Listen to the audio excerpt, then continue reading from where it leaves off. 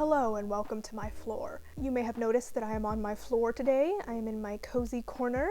I've got my cat, who is very interested in my laptop and my mic cord. There she is. She's gonna be walking in and out. I'm not gonna edit it out because why would I do that? I'm serving you free cat content. I've also got a glass of red wine that I've mixed with cranberry juice because I like that combo. Go and grab yourself a drink as well. Get a snack, get cozy, get under the covers. It's cold, especially if you live in Canada. And let's just yap together about movies about love. All kinds of love. Romantic love, platonic love, and anything in between. Because I've got a number of them that I would love to share with you.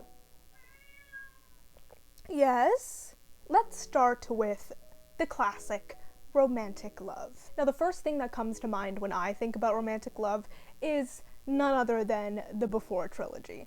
I've made an entire video about the Before trilogy.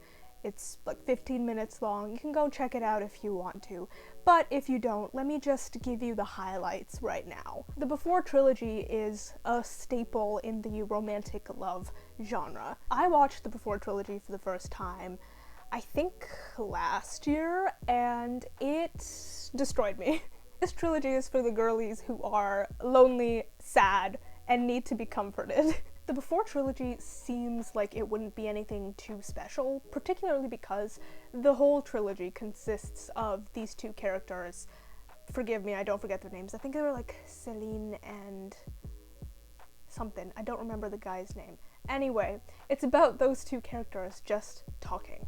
And through their talking, they end up falling in love. Because they don't just talk about what the weather's like. No, they get into the really deep nitty-gritty of their own psyches, their own beings, their own wants and desires for the future. It is so interesting to listen to them talk. It never gets old. Even though each movie is like an hour and a half long, I could have watched these two characters talk for 7 hours straight. And what makes this series so special is because we're not just seeing these two people for one moment in time. We get to see them through 3 different moments in 3 different eras of their lives. And it's so cool because each time these characters are reintroduced to us, they just fall back into that same rhythm of conversation and finding love and companionship through conversation. Each time we see them, which is decades apart, they end up being just as wonderful and cute and sweet to watch as they were the last time. It's like no time has passed at all, and that is a really special thing to be able to capture on film. I got really into this in my video about the Before trilogy, but I genuinely believe that this series of movies is a cinematic feat because it easily couldn't have happened, and somehow they managed to make it happen, and that is really, really special. I loved reading through the comments that I got on the video about the Before trilogy because apparently a lot of people felt similarly to how I felt about the trilogy, which I'm glad. And apparently, this is what I learned from the comments, apparently Richard Linklater, who's the writer of that series, based it off an actual experience that he had, which, like, okay, I guess you won in life. But yeah, that's, I think, a good place to start with this whole video. The Before trilogy, it's a classic. Go and give it a watch if you haven't already. You will not be disappointed. The other movie that I wrote down here might be a little bit surprising to people just because I don't think it's on everybody's mind, but it's for sure on my mind. And that movie is Emma 2020. I was thinking about making a whole video about this specific topic, but I'm not sure if I will, so I'll just introduce it now. Is there a movie out there that you think you care about much more than other people do? I'm not talking about like misunderstood gems. No, I'm talking about movies that were received well, but seem to kind of disappear, and you don't know why they did. That's me with Emma 2020. Listen to me. When I tell you that Emma 2020 rearranged my brain chemistry, I'm like dead serious. I don't know what it was about it. Maybe it was the satirical approach that they took to some of these scenes. Maybe it was the chemistry between Emma and Mr. Knightley.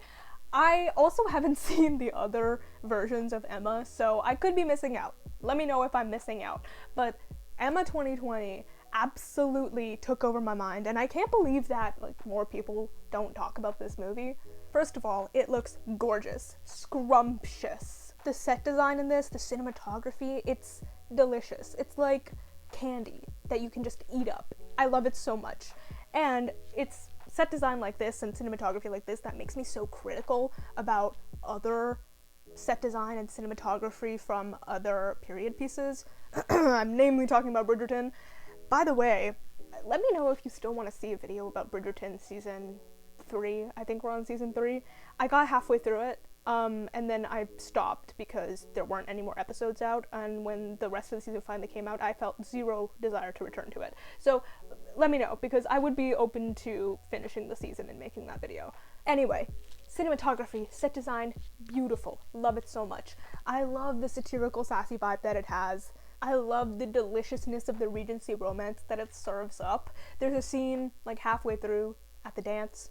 If you've seen it, you know what I'm talking about. If you read the book, you probably know what I'm talking about, but God, it is so good. I think I've said this before, but I'll say it again. Regency romance hits differently. I think historical romance in general hits differently, but there's something very specific about Regency romance. It's because of all of the prudishness, you know? It's the, oh my god, he touched my ungloved hand. Oh my god, he called me by my given name. We may as well be married. I really don't have anything else to say about this one. I just really like it, and I'm sad that more people don't talk about it. I feel like it's a movie that came and went, and I would love to change that, so please go and watch Emma 2020 if you haven't already, and if you have watched Emma 2020, watch it again, because it's great. Okay, let's move on to a very specific kind of romantic love, and that is yearning. The girlies know that yearning in movies, and books for that matter, is the best ever. You know how you feel when you listen to a Hosier song? Yeah, that's what I want in my movies. If you are writing a romance, is it really a romance if there's no yearning? Because I argue that it's not. So the first movie I have for this yearning category is a fairly recent one, and that is Past Lives. This one's pretty popular, so you've probably seen it. If you haven't, though, allow me to make my case. Past Lives answers the question that I feel like a lot of us have. What if it had worked out with that one person? That one person that never truly left you? Or, more devastatingly, what if it didn't work out with that one person? Past Lives is written and directed by Celine Song, who based it kind of on her own life. It's like semi-autobiographical. And she does such an incredible job of writing yearning and the feeling of love, but also loss. The two actors in this are wonderful. I forget their names. I'm sorry, I should have prepared for this video better, but here we are. I'm sitting on the floor and I'm drinking wine and I'm just yapping away, okay? This is what it feels like when I just spilled wine on my white pants. No! I had a feeling this would happen. I just didn't think it would happen this early. Okay, give me a second to try to figure this out. I'm gonna continue this, but set this down, because I am notoriously, a hand gesture girl, so I shouldn't be carrying red wine. Cat's back. Mina? Are you the star of this show? Yes, she is. Where was I? Past Lives. Past Lives is a pretty simple story, but it's one hell of a gut punch. And I think it's going to really speak to anyone who has been in a situation like that, but also has been an immigrant, a child of an immigrant, because that definitely plays a role in the story and the disconnect that the main characters feel from each other, but also the thing that sort of brings them together. I'm not going to say much more because this is one that I really, really, really want you to see. If you haven't already, please do. I think it's on Prime. It's on Amazon Prime. Give it a watch. Or, watch it illegally. I'm not your mother. Do what benefits you. The second movie that I have on the yearning list is possibly the most beloved romance movie of all time, and that is Pride and Prejudice 2005. Can you believe that it took me 21 years to watch Pride and Prejudice 2005? I can't believe it, because that shit was right up my alley. Listen. Whoever cast Keira Knightley and Matthew McFadden together deserves an award. Because damn, face cards. I don't have much to say about this one. Everyone knows it. Everyone knows it's the movie for the girlies. When any little thing goes wrong in your life, you put on Pride and Prejudice and immediately life feels a little bit better. Life is worth living.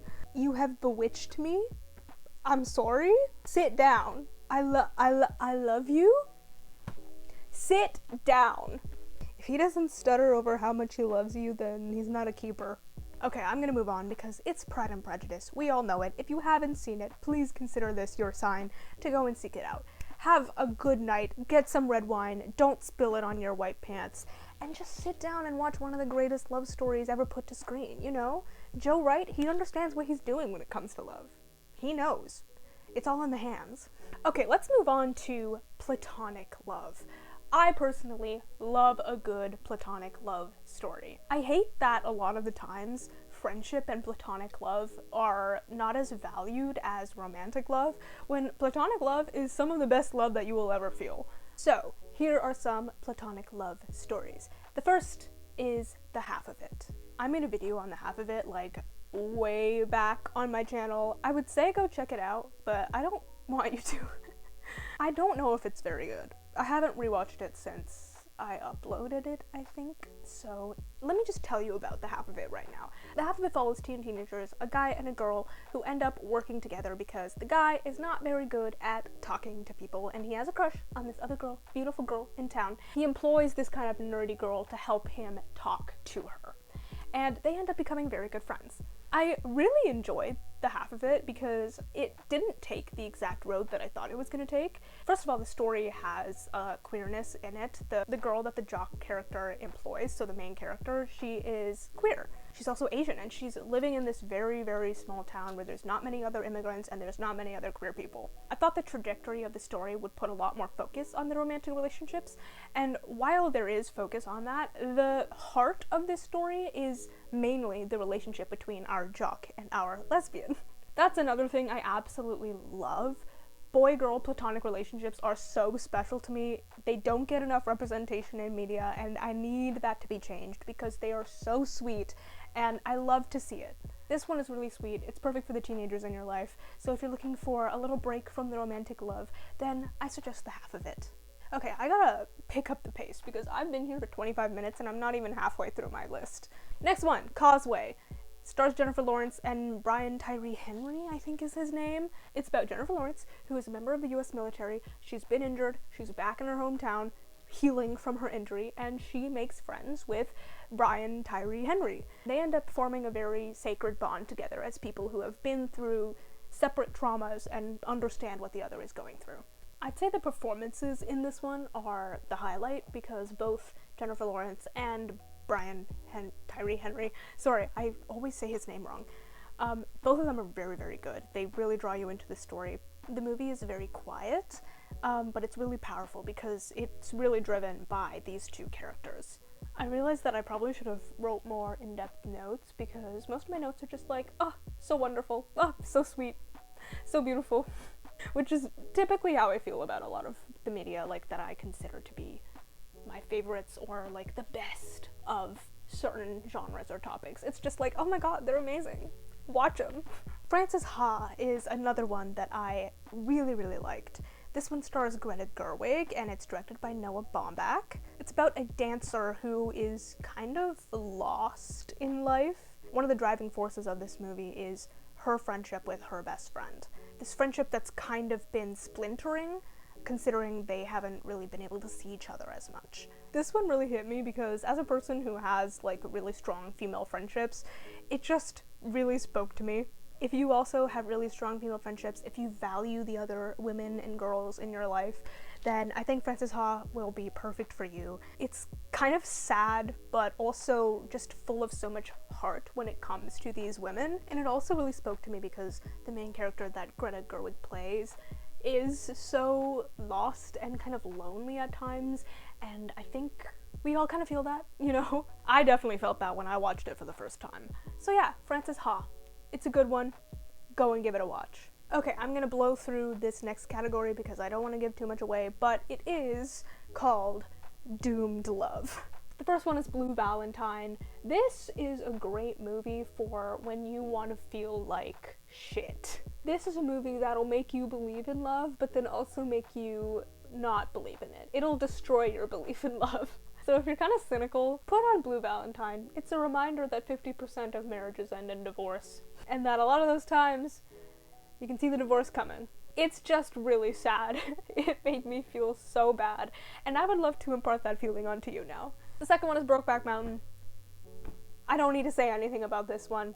It's wonderful, it's beautiful, and it is so devastating. And the third one is personally one of my favorite films of all time, and that is Atonement. A second row right has struck the towers. I watched Atonement when I was really young. I probably was too young to watch it, but it stuck with me from that very first time that I watched it. I have since rewatched it, and I am planning on rewatching it again after I reread the book, because I also read that book when I was a little bit too young.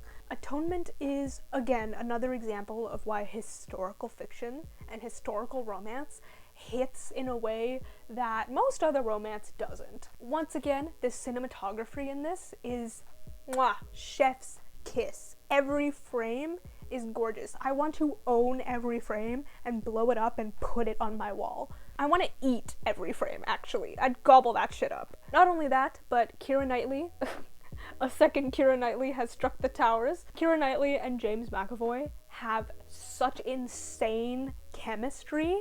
It's wild. If you are considering whether or not to get into Atonement, I suggest just looking up the fountain scene. Just search up Atonement fountain scene and watch that like 5 minutes. It's exhilarating. But I should also warn you that Atonement is not necessarily a love story. It's more about lies and truth and perception. So yeah, don't go into it expecting something that'll make you feel great, because once again, we're in the category of doomed love, so you are going to feel like absolute shit once you finish it. But if you're willing to feel that way, then you can experience one of the most heart-wrenching, like spine-tingling romances ever. Okay, the next category I have is rom-coms. It's a very good follow-up to the doomed love category, because this category, the love isn't doomed. The love is for real. Wow, I can speak words well. The first movie I have for you is, of course, Palm Springs. Palm Springs is my favorite rom-com. Hands down, no doubt about it. The whole thing takes place at a wedding, follows a guy named Niles and a girl named Sarah, who are both having quite possibly the worst day of their lives at this wedding. And the wedding happens to be Sarah's sister's wedding, and they both end up stuck in a time loop. It's a whole lot of fun. It doesn't take itself too seriously, but the love that's depicted is so present, and it feels so real and good. There's also a whole lot of nihilism in this movie, so, you know, that also spoke to me when I first watched it. Tyler Hoechlin's in this? Is his name Hoechlin? Hoechlin? He was in Teen Wolf, right? I've never watched Teen Wolf. I think it was a little before my time. If you're looking for a good rom-com, Palm Springs is always the way to go. Also, Andy Samberg is in it, and he looks wonderful. He's wearing the stupidest outfit for most of it, and it's just lovely. J.K. Simmons is also in it, which is a bit of a jump scare, but, you know, I've told you now so that you won't be frightened, you know, when you see him. The second rom-com I have for you is one that I watched very recently, and it's Rye Lane. Rye Lane is a romance, comedy, drama-ish that takes place in South London, and it follows two characters named Dom and Yas. Both of these characters have just gotten out of some really serious breakups, and they end up spending a whole day together in South London and possibly believing that life is worth living. They end up helping each other, sort of, through their breakups and realizing that, you know, love might actually exist. This movie is so sweet, y'all. It's funny, it's short, the characters are so fun and dynamic to follow. I won't say it's the most groundbreaking movie in the world, but it's definitely so sweet. And if you're looking for something that isn't too mentally taxing, but is also still really solid and good, then I highly recommend Rye Lane. It's super easy to throw on, it's genuinely quite funny, and the two main characters have this chemistry that is so just, it makes you just wanna, you know? Okay, the last rom-com? Wow. Okay, the last rom-com I have for you is Happiest Season. Can we get a hell yeah for the queers again? And it follows Abby and Harper, who are girlfriends. It takes place during Christmas, and it's about Abby and Harper going home to Harper's place for the holidays. But the only problem is that Harper hasn't exactly told her parents that she is out. Not only that, they don't know that Abby is her girlfriend. so they have to spend the holidays as not a couple and not queer. This one's just a whole lot of fun too. I feel like the only way that I can explain rom-coms is that they're a whole lot of fun. I watched this a few Christmas seasons ago, so it's kind of fuzzy in my head, but I remember really enjoying it. Alison Brie's in it, and she's always wonderful. Aubrey Plaza is really hot, and she's in it too. The same way that I warned you about the J.K. Simmons jump scare, I'm gonna warn you about the Dan Levy jump scare, because he's in this. I feel like he's in everything. And usually when I say that someone appearing somewhere is a jump scare, it's kind of a joke, but I feel like with Dan Levy, it's very serious. So be prepared, he's in this. This one is also quite messy, so if you like messy family dynamics, then it's going to be perfect for you. Okay, I'm going to absolutely speed run the next category as well, because I think the topic kind of speaks for itself. This category is called, Are the Queers Okay? The answer is no.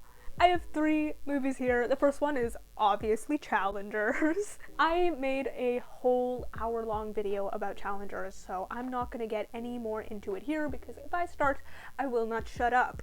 And I have to get this video done in the next, 15 minutes. Not gonna happen if I start talking about Challengers. So just go and watch that one if you want to know just how not okay the queers are and why you need to watch it, because it is so, so good. Also, it got 0 Oscar nominations this year, which I am still writing about. Meanwhile, Emilia Perez got 13. Injustice exists everywhere in the world. The second movie I have here is The Talented Mr. Ripley. Again, I'm not going to get too into this. It's about a guy named Tom Ripley. He goes to Italy on behalf of a guy named Dickie Greenleaf's father to bring Dickie Greenleaf back to America. And shenanigans ensue. It's really good. It's also a book. I also have a copy of it with the movie cover. It's a little piece of Matt Damon history. I found this at a secondhand bookstore and I got it for $1, so yeah, it's wonderful.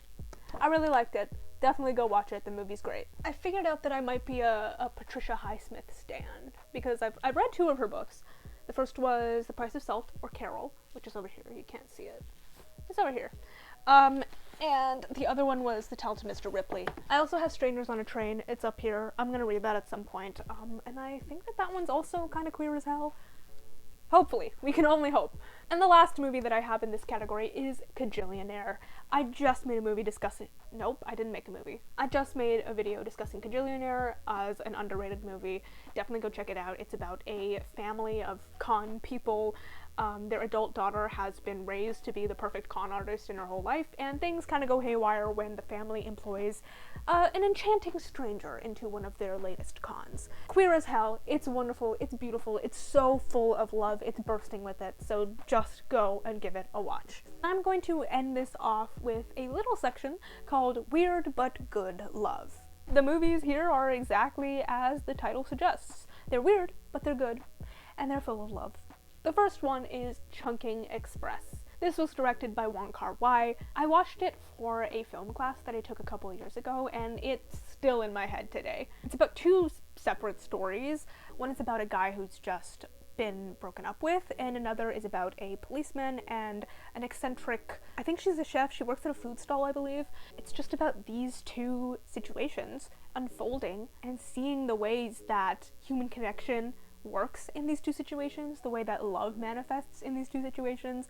It's definitely not going to be for everyone, but I think if you really like kind of slow, kind of strange movies about human connection, the human condition, then you'd really enjoy this one.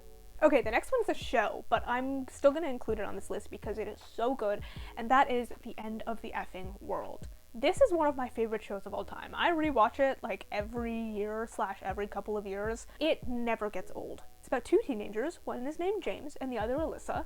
James believes that he is a psychopath, and he wants to test his theory by killing a human being. Alyssa is a very troubled girl who just wants to get away from her life. These 2 meet and they end up running away together. Alyssa with the intention of just getting as far as she can from her home with this stranger, and James has the intention of killing Alyssa.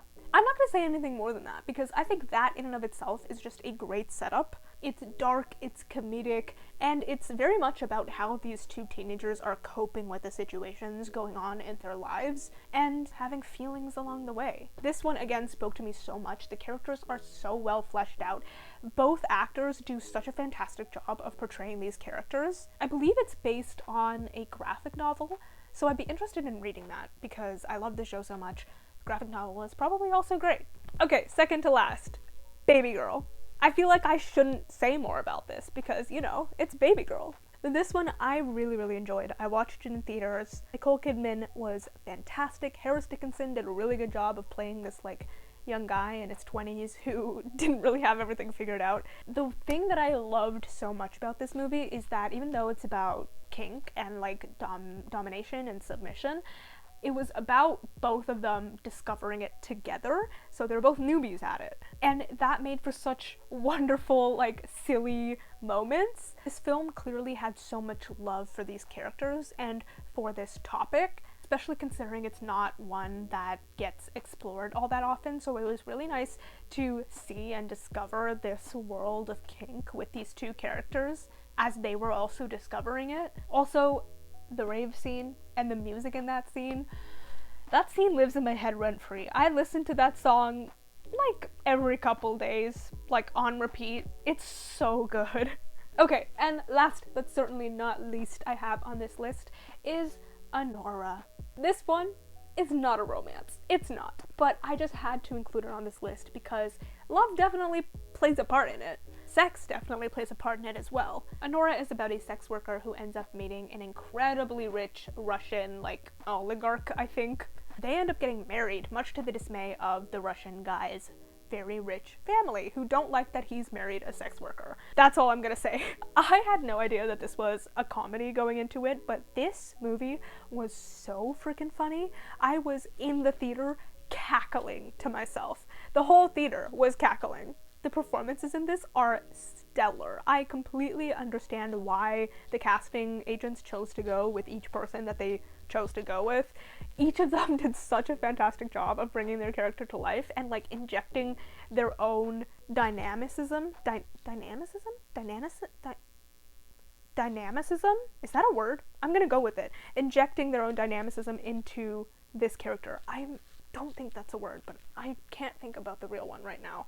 While this movie is extremely funny, it's also extremely upsetting at times. I won't say too much, but this movie, it definitely takes a toll. The main character goes through some stuff, and it is pretty sad at the end of the day.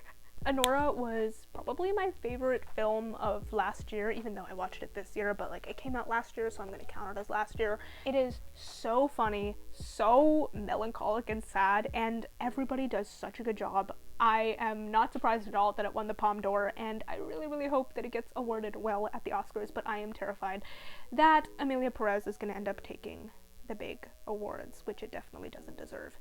Anywho, that's not what this video is about. That's the end of my list. Sorry if this was a little bit jumbled. I just wanted to have some fun talking about movies about love because I love love and I love movies that talk about love. I wanted to have a little, like, chatty session, like we're just two gals yapping. That's why I'm on the floor. That's why I had some wine. That's why I spilled it on my pants. That's what I'd absolutely do with my friends.